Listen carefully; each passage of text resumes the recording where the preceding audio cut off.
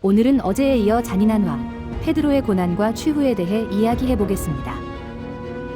결국 페드로에게 충성했던 이들조차 마리아 대 파디아와의 관계를 청산하고 그녀의 친척들을 추방하지 않으면 충성을 거둘 것이라고 경고했다. 이에 페드로는 토르데시아스로 도피한 뒤 다시 토로의 견고한 성으로 피신했다. 포위당한 후 그는 성체의 의지에 저항하며 반란군을 용서할 수 있다고 하면서도 마리아 대 파디아와는 결코 이별할 수 없다고 주장했다.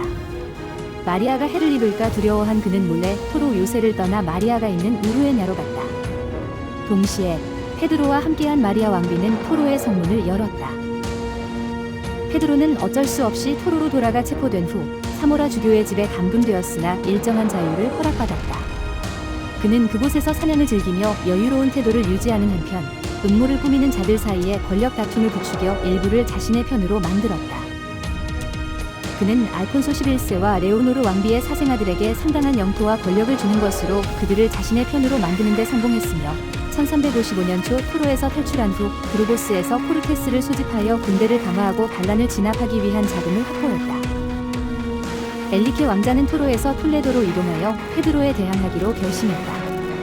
그러나 톨레도의 주민들은 페드로에게 항복을 결정하고 엘리케를 거부했다. 이에 엘리케는 무력을 사용하여 주민들을 제압하기로 하고 자신의 추종자들을 무장시켜 톨레도의 유대인 거주지를 공격하여 1200명의 유대인을 살해했다. 페드로가 톨레도에 도착한 후 자신에게 반역한 사람들을 체포하여 일괄 처형하고 블랑슈를 시구엔사 성에 감금했다. 엘리케는 텔라베라의 주민들이 협력하지 않자 토로로 이동해 저항을 계속하려 했지만 결국 패배하고 말았다. 엘리케는 패배 후 프랑스로 망명해 장 2세의 궁정에서 생활했다. 그 후 페드로는 후아나 데 카스트로와 결별하고 두에나스의 영주권을 그녀에게 양도했다. 후아나는 두에나스에서 여성 영주로서 살면서 사망할 때까지 자신을 카스티아와 레온의 왕비라고 주장했다. 1356년 1월 반란군 잔당을 토벌하는 데 전념하던 페드로는 알카자르데 토로에 은신하고 있던 어머니 마리아에게 그곳을 떠나 자신을 만나러 오라는 메시지를 보냈다. 마리아는 여러 귀족들과 함께 페드로에게 가서 자신에게 의지하고 있는 사람들을 용서해 줄 것을 요청했다. 그러나 페드로는 마르틴 알폰소 텔레스 대 메네세스 집사를 포함하여 마리아 왕비와 함께한 많은 귀족들을 처형하였다. 페드로 로페스 대 아알야가 저술한 연대기에 따르면 마리아 왕비는 기사들이 잔인하게 살해당하는 것을 목격하고 땅에 쓰러져 의식을 잃었다. 1356년 페드로 1세는 아라곤의 페드로 4세를 상대로 전쟁을 선포했다. 이른바 두 페드로의 전쟁에서 아라곤은 연이은 패배를 겪었으며 타라고나, 아리제, 엘체, 모로스, 세티나 등 여러 지역이 큰 피해를 입었다. 페드로는 아라곤 왕국의 반격과 엘리케 지지자들의 반란으로 인해 큰 피해를 입었으며 이로 인해 아라곤과의 전쟁에 집중하기 어려웠다. 더욱이 중세 흑사병의 유행, 가뭄, 메뚜기 떼의 습격과 같은 여러 자연재해가 겹치면서 많은 사람들이 목숨을 잃었다. 1358년 1월 13일 아라곤 왕국과의 전쟁 중에 페드로 왕의 편에서 아라곤에 맞선 파드리케 왕자는 세비야로 오라는 페드로의 명령을 받고 방문했다. 페드로는 파드리케가 프랑스로 망명한 후 카스티아의 적대적인 형제 엘리케와 내통했다는 증거가 드러나자 사형을 선고했다. 파드리케는 서둘러 다라나스나 레알 알카사르의 안뜰로 피신하다가 거기에서 살해당했다. 페드로 로페스 대 아야라의 연대기에 의하면 페드로는 부하들이 파드리케를 제거한 후 시신을 창문 밖으로 던지는 것을 바라보며 무심하게 식사를 계속했다고 전해진다. 1561년에 페드로는 아라곤 왕국이 시구엔사 성에서 유폐된 블랑슈와의 접촉을 차단하기 위해 그녀를 알카사르의 헤레스데라 프론테라로 옮겼다. 교황 인노첸시오 6세가 그녀의 석방을 요구했으나 이는 무시되었다. 아라곤의 페드로 4세와 일시적인 휴전 협정을 체결한 후 세비야로 돌아온 페드로는 블랑슈를 처벌하기로 결심했다. 페드로 로페스 대 아얄라의 기록에 따르면 그는 자신의 아내를 메디나 시도니아로 옮긴 후 이니고 오르티스 대 에스투르니가에게 그녀를 처형하라고 명령했으나 이를 거부당하자 왕의 석궁수인 후안 페레즈 대 레볼레도에게 명령을 내렸고 블랑슈는 결국 살해당했다. 죽기 전 그녀는 카스티아여, 내가 너에게 어떤 잘못을 했기에 이런 일을 당하나요? 라는 유언을 남겼다고 한다. 다른 아얄라 연대기 버전에 따르면 블랑슈는 약초 중독으로 사망했다고 전해진다. 진실은 확실치 않으나 페드로가 그녀의 죽음을 원했다는 점은 명백하다. 블랑슈의 사망 소식을 접한 즉시 그는 코르테스를 소집하고 오랜 기간 동안 자신의 정부였던 마리아 데 파디아를 왕비로 선포했다. 하지만 마리아는 블랑슈가 사망한 지 얼마 되지 않아 아스투디오의 자택에서 전염병으로 인해 세상을 떠났다.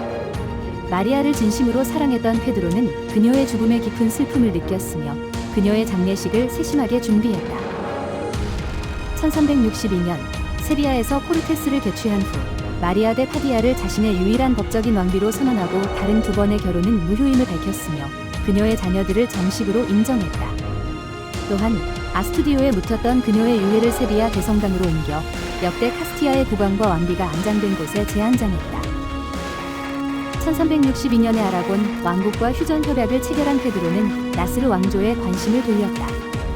무함마드 5세가 군대를 지원했음에도 불구하고 기독교 국가를 도운 타이파에 대한 분노가 고조된 민심을 이용한 이복 동생 이스마일 2세는 1359년에 정변을 일으켜 무함마드 2세를 폐위시키고 타이파의 지배자가 되었다.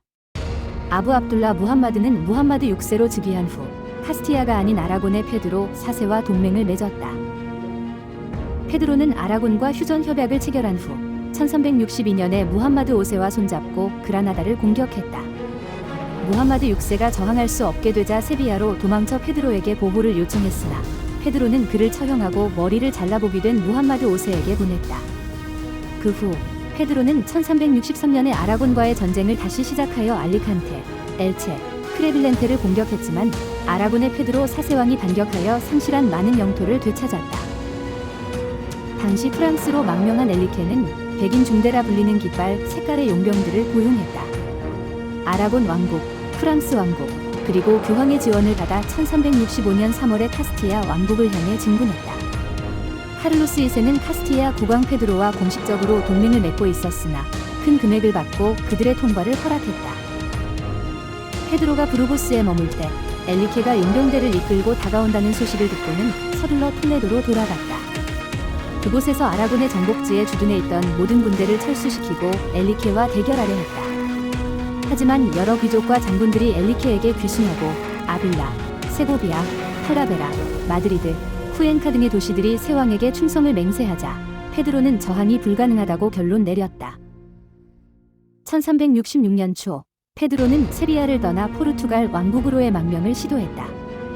그러나 포르투갈의 페드로 1세 왕이 그의 망명 요청을 거절하자 그는 알부케르케로의 피신을 계획했으나 시민들이 성문을 닫고 입성을 거부하였기에 결국 갈리시아로 도피하였다. 페드로는 자신을 왕위에 복권시켜줄 잉글랜드 왕국과 나바라 왕국과의 대가로 비스카야와 카스트로, 우르디알레스 지역을 잉글랜드에, 그리고 기푸스코와 알라바, 라리오하의 일부를 나바라에 양도하는 내용의 리불은 비밀 협약을 맺었다. 그러나 나바라의 국왕 카를로스 2세는 1366년 12월에 엘리케 2세와 로그로뇨에서 만나 더 큰 보상을 받는 조건으로 잉글랜드 군대의 통행을 막겠다고 약속했다. 이후 카를로스는 흑태자 에드워드가 엘리케 2세를 축출하고 페드로를 카스티아 왕위에 복권시킬 때까지 잉글랜드의 군영에서 억류되었다. 1367년 3월 흑태자 에드워드와 함께 카스티아로 귀환한 페드로는 4월 3일 나헤라 전투에서 엘리케 2세와 게클랭의 군대를 패퇴시켰다. 게클랭은 포로가 되었고 엘리케 2세는 프랑스로 도망쳤다. 페드로는 자신을 도운 데 대한 감사의 표시로 흑태자 에드워드에게 170캐럿의 커다란 붉은 보석을 선물했는데 이것이 유명한 흑태자의 루비이다. 페드로는 에드워드와의 약속을 지키려고 노력했으나 에드워드는 그가 약속을 이행할 가능성이 없음을 깨닫고 아라곤 국왕과 비밀리에 만나 카스티아 왕국을 잉글랜드, 아라곤, 나바라, 포르투갈의 네 부분으로 나누는 계획을 협의했다. 그러나 그때 군중 사이에 전염병이 퍼지고 결국 자신도 중병에 걸려 쓰러지자 에드워드는 이베리아 반도에 머물러 있을 이유가 없다고 판단하고 보급품을 확보하기 위해 약탈을 감행하며 가스코뉴로 돌아갔다. 그 과정에서 그는 페드로의 빚을 갚도록 보증하기 위해 페드로의 두 딸, 콘스탄사와 이사벨을 인질로 삼았다. 에드워드가 가스코뉴로 떠난 후 엘리케 2세는 1368년 9월 프랑스 왕국의 지원을 받아 카스티아 왕국으로 귀환했다. 부르고스, 코르도바, 팔렌시아, 바야돌리드, 하엔 등의 여러 도시들이 즉시 엘리케 2세를 지지했으며 갈리시아와 아스투리아스는 페드로를 계속해서 지원하였다. 엘리케 2세가 톨레도로 진군할 때 안달루시아로 물러난 페드로는 군대를 모은 후 1369년 3월 14일 몬티엘에서 전투를 벌였다. 이 전투에서 패배한 페드로는 몬티엘의 요새로 도망쳐 적군의 포위를 받았다. 페드로는 충성스러운 기사맨 로드리게스 대 사나브리아를 엘리케 2세가 있는 게클랭에게 보내어 자신의 탈출을 도와줄 것을 요청하며 여러 영지를 제공하겠다고 약속했다. 게클랭은 이 제안을 수락하고 3월 22일 밤에 변장을 하여 몬티엘 성에서 페드로가 탈출할 수 있도록 도왔다. 페드로는 소수의 수행원과 함께 성을 떠나 게클랭의 안내로 한참막으로 향했다. 그러나 그곳에서 무장한 엘리케 2세가 기다리고 있었고 페드로는 천막 안에서 엘리케 2세의 단검에 의해 목숨을 잃었다. 엘리케 2세는 페드로의 머리를 베어낸 후 그를 지지하는 성체와 마을에 그것을 공개적으로 보여주며 항복을 촉구했다. 페드로의 유해는 몬티엘 성 밖에 장기간 방치된 후 정확한 날짜는 알려지지 않았으나 산티아고 데 푸에블라 데 알코세르의 성당에 묻혔다. 지금까지 버림받은 비운의 왕자, 애첩을 위해 2명의 아내를 내쫓은 잔인한 왕, 그리고 정치적으로는 정의로운 왕으로 평가받는 페드로 왕에 대해 알아보았습니다.